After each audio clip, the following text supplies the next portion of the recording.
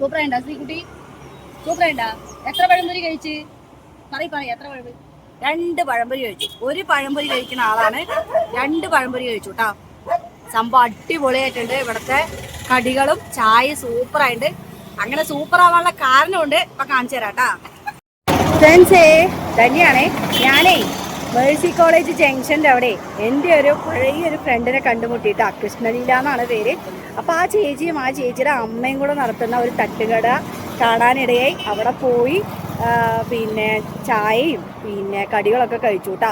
അപ്പോൾ സത്യം പറഞ്ഞാൽ ആ കടികൾക്ക് നല്ല ടേസ്റ്റ് ഉണ്ടായിരുന്നു കേട്ടോ.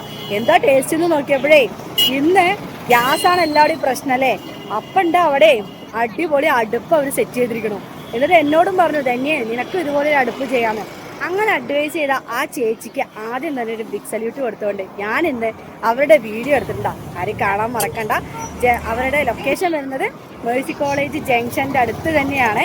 അപ്പോൾ നല്ല അടിപൊളി പിന്നെ അടുപ്പിലുണ്ടാക്കിയ അടിപൊളി കടിയും ചായയൊക്കെ നമുക്ക് കുടിച്ചിട്ട് പോകാട്ടോ ഇവിടെ വന്നാൽ.